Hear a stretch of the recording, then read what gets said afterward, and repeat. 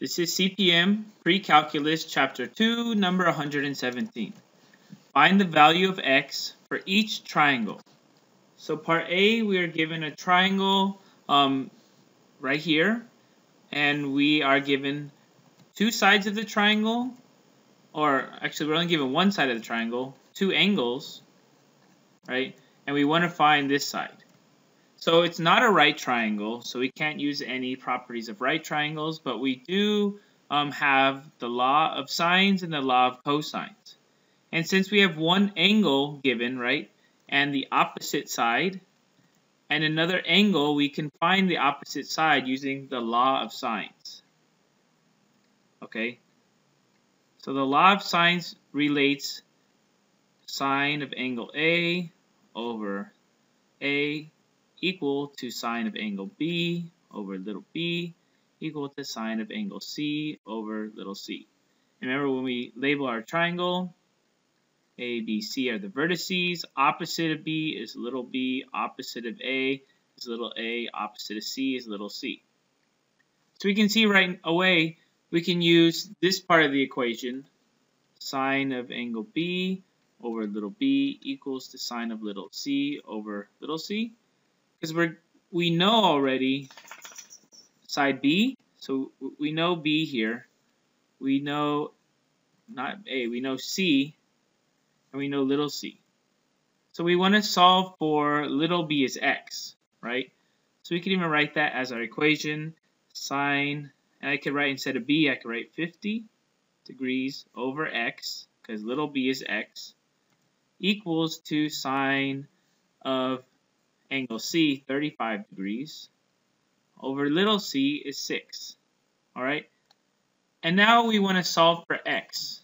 So how do we solve for x? Means we want to get it in the numerator, so not in the denominator, and we want it alone on one side. So if we multiply both sides by x, here it's going to cancel out, and we're going to be left with sine of 50 degrees equals to sine 35 degrees divided by 6 times x. Okay, so we want to get x alone. So if we multiply both sides by 6, right, we're just going to solve for x. These cancel out. We have 6 sine 50 equals to sine 35 degrees times x. Divide both sides by sine of 35 degrees, right? And we're left with, these cancel out then, we're left with 6 times sine of 50 degrees divided by sine of 35 degrees is equal to x. Bring out your calculator, make sure that the mode is in degrees, right? Because if it's radians, then when you take the sine of 50, it's not going to be degrees. So 6 times sine of 50 degrees divided by sine of 35 degrees. Alright, so we have side x is approximately 8.01, and I'll just say units.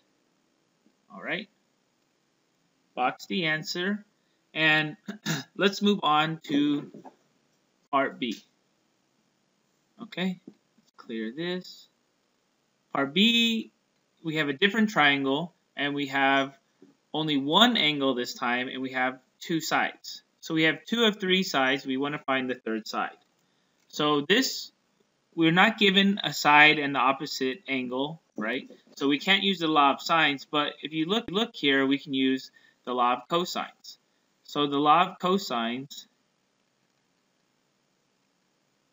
it starts at little c squared equals a squared plus b squared minus 2ab cosine of angle c. So it looks at 3 sides, sides A, B, and C, and one angle. So we know 2 sides and one angle. So that we have one unknown here in our equation. Okay? And remember that we can write the law of cosines in 3 different ways. Another way we could write it is b squared is equal to the other 2 sides, so that's a squared plus c squared this time, minus 2, and then you multiply these 2 sides on this side, AC times cosine, and it's the angle opposite of the side on the left. Okay, likewise, a squared is equal to b squared plus c squared minus 2bc times cosine angle A. Okay, so let's go ahead and label our triangle. Just going to label any way I want ABC. And across from angle A is side A, across from angle B is side B, across from angle C is side C. Alright, so we know angle C, and we're trying to find side C. So we can go ahead and use the first equation from the law of cosines. And so I'm going to write it again. C squared is A squared plus B squared minus 2AB cosine of angle C. Now I can go ahead and plug everything in now, right? Because A squared I know is 5 squared. B squared is 7 squared. Minus 2 times 5 times 7 times cosine. Angle C I know is 120 degrees. And C squared is my x squared, right? Because C is x. So instead of C squared, I have x squared. Now to solve for x, I need to square root both sides. So I get x is equal to the square root of 5 squared plus 7 squared minus 2 times 5 times 7 times cosine of 120 degrees. That's pretty much it. Now we enter it into our calculators. So I'm going to put square root.